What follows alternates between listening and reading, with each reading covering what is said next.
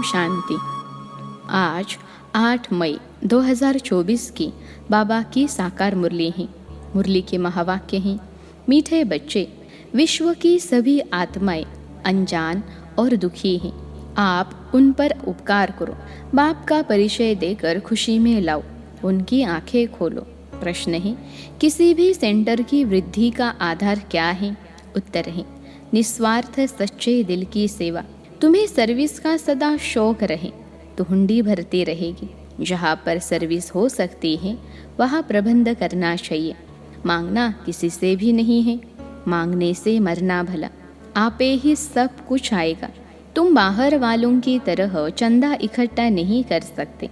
मांगने से सेंटर जोर नहीं भरेगा, इसलिए बिगर मांगे सेंटर को जमाओ। ओम शांति। रूहानी बच्चे यहाँ बैठे हैं। बुद्धि में यह ज्ञान है कैसे शुरू में हम ऊपर से आते हैं, जैसे विष्णु अवतरण का एक खेल दिखाते हैं। विमान पर बैठकर फिर नीचे आते हैं। अभी तुम बच्चे समझते हो अवतार आदि जो कुछ दिखलाते हैं वह सब रॉन्ग है। अभी तुम समझते हो हम आत्माएं असूल में कहाँ के रहने वाले हैं, कैसे ऊपर से फिर यहाँ आते हैं, कैसे 84 जन्मों का पार्ट बचाते पतित बनते हैं, अभी फिर बाप पवित्र बनाते हैं। यह तो ज़रूर तुम स्टूडेंट की बुद्धि में होना चाहिए। 84 का चक्र हम कैसे लगाते हैं यह स्मृति में रहना चाहिए। बाप ही समझाते हैं तुम कैसे 84 जन्म लेते हो। कल्प की आयु को लंबा चौड़ा टाइम देने कारण इतनी सहज बात भी मनुष्य समझते नहीं, इसलिए ब्लाइंड फेथ कहा जाता है। जो भी और धर्म है वह कैसे स्थापन होते हैं यह भी तुम्हारी बुद्धि में है। तुम जानते हो पुनर्जन्म लेते लेते पार्ट बजाते बजाते अभी अंत में आकर पहुँचे हैं, अब फिर वापस जाते हैं। यह नॉलेज तुम बच्चों को ही है। दुनिया में और कोई भी यह नॉलेज नहीं जानते हैं। कहते भी हैं 5000 वर्ष पहले पैराडाइज था, परंतु वह क्या था यह नहीं जानते हैं। ज़रूर आदि सनातन देवी देवताओं का राज्य था, परंतु यह बिल्कुल नहीं जानते। तुम समझते हो हम भी पहले कुछ नहीं जानते थे, और धर्म वाले ऐसे थोड़े ही हैं कि अपने धर्म स्थापक को नहीं जानते। तुम अभी जानकर नॉलेजफुल बने हो, बाकी सारी दुनिया अनजान है। हम कितने समझदार बने थे, फिर अब बेसमझ अनजान हो गए हैं। मनुष्य होकर अथवा एक्टर्स होकर हम नहीं जानते थे। नॉलेज का प्रभाव देखो कैसा है, यह तुम ही जानते हो। तो बच्चों को अंदर में कितना गदगद होना चाहिए। जब धारणा हो तब ही अंदर में वह खुशी आए। तुम जानते हो हम शुरू में कैसे आए, फिर कैसे शूद्र कुल से ब्राह्मण कुल में ट्रांसफर हुए। यह सृष्टि का चक्र कैसे फिरता है, सो तुम्हारे सिवाय दुनिया में कोई भी जानता नहीं है। अंदर में यह ज्ञान डांस होना चाहिए। बाबा हमको कितना वंडरफुल नॉलेज देते हैं, जिस नॉलेज से हम अपना वर्षा पाते हैं। लिखा हुआ भी है, इस राजयोग से मैं तुमको राजाओं का राजा बनाता हूँ, परंतु कुछ समझ में नहीं आता था। अभी बुद्धि में सारा राज आ गया है। हम शूद्र से अब सो ब्राह्मण बनते हैं। यह मंत्र भी बुद्धि में है।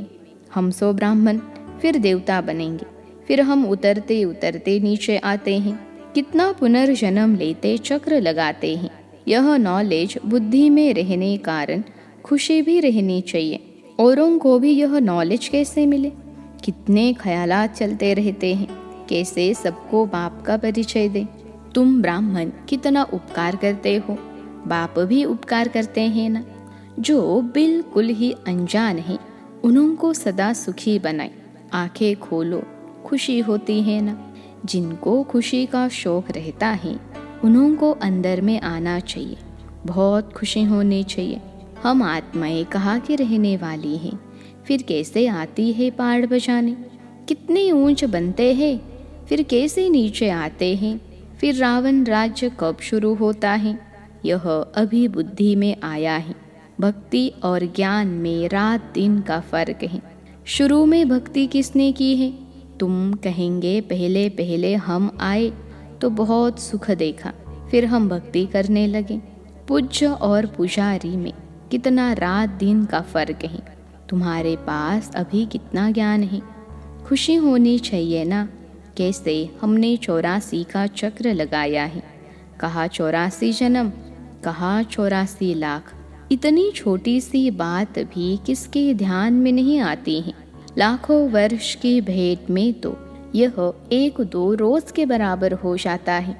अच्छे अच्छे बच्चों की बुद्धि में यह चक्र फिरता रहता है, तभी कहा जाता है स्वदर्शन चक्रधारी। सतयुग में यह नॉलेज होती नहीं। स्वर्ग का कितना गायन है। वहाँ सिर्फ भारत ही था, जो था वह फिर बनना ही है। बाहर से तो देखने में कुछ नहीं आता है, साक्षात्कार होता है। तुम जानते हो यह पुरानी दुनिया अब खत्म होनी है, फिर नंबरवार हम नई दुनिया में आएंगे। आत्मा कैसे आती है पार बचाने, वह भी तुम समझ गए हो।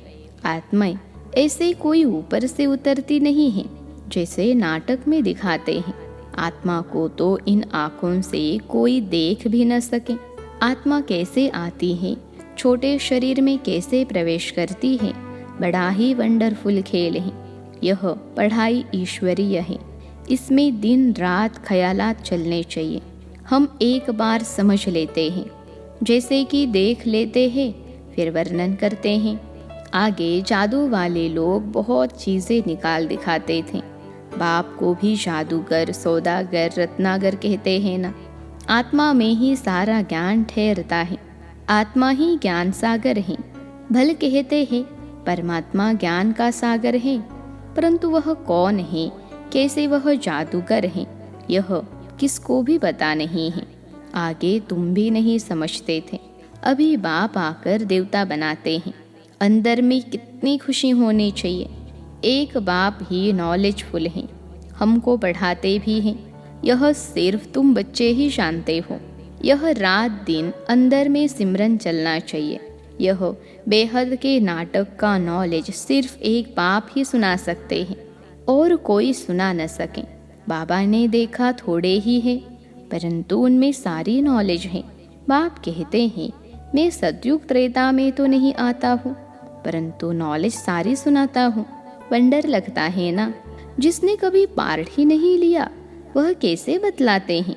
बाप कहते हैं मैं कुछ भी देखता नहीं हूँ, न मैं सतयुग त्रेता में आता हूँ, परंतु मेरे में नॉलेज कितनी अच्छी है जो मैं एक ही बार आकर तुमको सुनाता हूँ। तुमने पार्ट बजाया, तुम जानते नहीं हो, और जिसने पार्ट ही नहीं बजाया है वह सब सुनाते हैं। वंडर है ना। हम जो पार्टधारी हैं हम कुछ नहीं जानते, और बाप में कितनी सारी नॉलेज है। बाप कहते हैं मैं थोड़े ही सतयुग त्रेता में आता हूँ जो तुमको अनुभव सुनाओ। ड्रामा अनुसार बिगर देखे अनुभव किए सारी नॉलेज देते हैं। कितना वंडर है।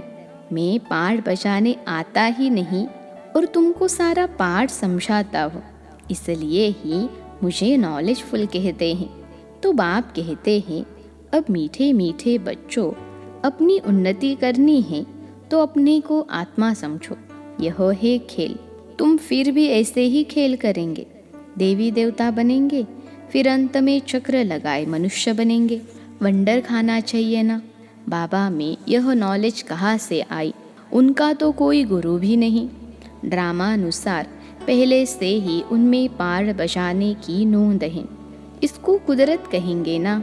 हर एक बात वंडरफुल है। तो बाप बैठ नई नई बातें समझाते हैं।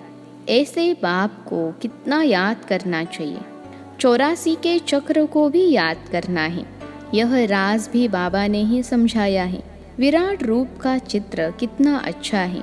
जो लक्ष्मी नारायण अथवा विष्णु का चित्र बनाते हैं वही दिखाते हैं। हम कैसे 84 जन्मों में आते हैं।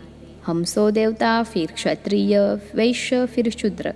यह सिमरन करने में क्या कोई तकलीफ है। बाप है नॉलेजफुल। कोई से पढ़ा थोड़े ही है, न शास्त्र आदि ही पढ़ा है। बिगर कुछ भी पढ़े, बिगर गुरु किए इतनी सारी नॉलेज बैठ सुनाई। ऐसा तो कभी देखा नहीं। बाप कितना मीठा है। भक्ति मार्ग में कोई किसको मीठा समझेंगे। जिसको जो आता है उनकी पूजा करने लग पड़ते हैं। बाबा बैठ सब रात समझाते हैं। आत्मा ही आनंद स्वरूप है, फिर आत्मा ही दुख रूप छी बन जाती है। भक्ति मार्ग में तो कुछ भी तुम नहीं जानते थे। मेरी कितनी महिमा करते हैं, परंतु जानते कुछ भी नहीं। यह भी कितना वंडरफुल खेल है। यह सारा खेल बाबा ने समझाया है। इतने चित्र सीढ़ी आदि के कभी देखे भी नहीं थे। अब देखने हैं, सुनते हैं तो कहते भी है।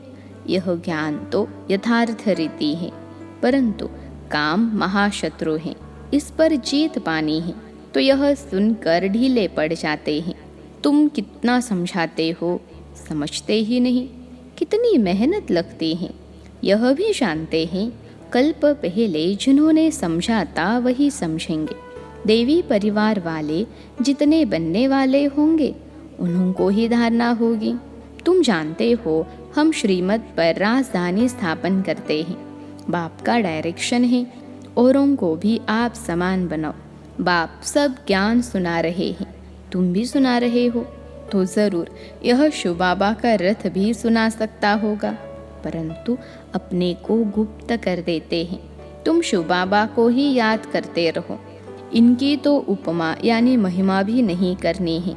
सर्व का सद्गति दाता, माया की जंजीरों से छुड़ाने वाला एक ही है। बाप कैसे बैठ तुमको समझाते हैं, यह तुम बच्चों के सिवाय और कोई को पता ही नहीं है। मनुष्य यह भी नहीं जानते कि रावण क्या चीज़ है। हर वर्ष चलाते ही आते हैं। एफिजी तो दुश्मन का बनाया जाता है ना। तुमको अभी पता पड़ा है कि रावण भारत का दुश्मन है, जिसने भारत को कितना दुखी कंगाल बना दिया है। अभी 5 विकारों रूपी रावण के पंजे में फंसे हुए हैं। बच्चों को अंदर में यह आना चाहिए, कैसे औरों को भी रावण से छुड़ाए। सर्विस हो सकती है तो प्रबंध करना है। सच्चे दिल से निस्वार्थ भाव से सेवा करनी है। बाबा कहते हैं ऐसे बच्चों की हुंडी में सकारता यानी भरता हूँ। ड्रामा में नोंद है, सर्विस का अच्छा चांस है तो इसमें पूछने का भी नहीं रहता। बाप ने कह दिया है सर्विस करते रहो, मांगो कोई से भी नहीं। मांगने से मरना भला, आपे ही तुम्हारे पास आ जाएगा। मांगने से सेंटर इतना जोर नहीं भरेगा। बिगर मांगे तुम सेंटर जमाओ, आपे ही सब भरता रहेगा। उसमें ताकत रहेगी। जैसे बाहर वाले चंदा इकट्ठा करते हैं, ऐसे तुमको नहीं करना है। मनुष्य को तो कभी भगवान नहीं कहा जाता। ज्ञान तो है बीज। बीज रूप बाप बैठ तुमको ज्ञान देते हैं। बीज ही नॉलेजफुल है ना। वह जड़ बीज तो वर्णन कर नहीं सकेंगे, तुम वर्णन करते हो। सब बातों को समझ सकते हो। इस बेहद के झाड़ को कोई भी समझते नहीं है। तुम अनन्य बच्चे जानते हो। नंबरवार पुरुषार्थ अनुसार बाप समझाते हैं। माया भी प्रबल है, कुछ सहन भी करना पड़ता है। कितने कड़े कड़े विकार हैं। अच्छे अच्छे सर्विस करने वालों को चलते चलते ऐसी माया की चमाट लग जाती है, कहते हैं हम तो गिर गए। सीढ़ी ऊपर चढ़ते चढ़ते नीचे गिर पड़ते हैं तो की कमाई सारी चट हो पड़ती है। दंड तो ज़रूर मिलना चाहिए। बाप से प्रतिज्ञा करते हैं, ब्लड से भी लिख कर दिया, फिर भी गुम हो गए। बाबा पक्का करने लिए देखते भी हैं। इतनी युक्तियाँ करते हुए भी फिर दुनिया की तरफ चले जाते हैं। कितना सहज समझाते हैं। पाठधारी को अपने पाठ का ही सिमरन करना चाहिए। अपना पाठ कोई भूल थोड़े ही सकता है। बाप तो रोज़ रोज़ भिन्न भिन्न प्रकार से समझाते रहते हैं। तुम भी बहुतों को समझाते हो, फिर भी कहते हैं हम बाबा के सम्मुख जाए। बाप का तो वंडर है। रोज़ मुरली चलाते हैं, वह है निराकार। नाम रूप देश काल तो है नहीं, फिर मुरली कैसे सुनाएंगे। वंडर खाते हैं, फिर पक्के होकर आते हैं। दिल होता है ऐसा बाप वर्षा देने आए हैं, उनसे मिले। इसे पहचान से आकर मिले तो बाप से ज्ञान रत्न धारण कर सके, श्रीमत को पालन कर सके। अच्छा, मीठे मीठे सिखिलते बच्चों प्रति माता पिता बाप दादा का याद प्यार और गुड मॉर्निंग। रूहानी बाप की रूहानी बच्चों को नमस्ते। हम रूहानी बच्चों की सिखिलते रूहानी माता पिता बाप दादा को याद प्यार, गुड मॉर्निंग और नमस्ते बाबा नमस्ते। धारणा के लिए मुख्य सार। पहली पॉइंट है, ज्ञान को जीवन में धारण कर खुशी से गदगद होना है। वंडरफुल ज्ञान और ज्ञानदाता का सिमरन कर ज्ञान डांस करना है। दूसरी पॉइंट है, अपने पार्ट का ही सिमरन करना है, दूसरों के पार्ट को नहीं देखना है। माया बड़ी प्रबल है, इसलिए खबरदार रहना है। अपनी उन्नति में लगे रहो, सर्विस का शौक रखो। आज का वरदान है, अच्छाई पर प्रभावित होने के बजाय उसे स्वयं में धारण करने वाले परमात्मा स्नेही भव। अच्छाई पर प्रभावित होने के बजाय उसे स्वयं में धारण करने वाले परमात्मा स्नेही भव। विश्लेषण है, अगर परमात्मा स्नेही बनना है तो बॉडी कॉन्शियसनेस की रुकावटों को चेक करो। कई बच्चे कहते हैं यह बहुत अच्छा या अच्छी है, इसलिए थोड़ा रहम आता है। कोई का किसी से शरीर से लगाव होता तो कोई का किसी के गुणों व विशेषताओं से, लेकिन वह विशेषता व गुण देने वाला कौन? कोई अच्छा है तो अच्छाई को धारण भले करो, लेकिन अच्छाई में प्रभावित नहीं हो जाओ। न्यारे और बाप के प्यारे बनो। ऐसे प्यारे अर्थात परमात्मा स्नेही बच्चे सदा सेफ रहते हैं। आज का स्लोगन है, साइलेंस की शक्ति इमर्ज करो तो सेवा की गति फास्ट हो जाएगी। साइलेंस की शक्ति इमर्ज करो तो सेवा की गति फास्ट हो जाएगी। अच्छा, ओम शांति।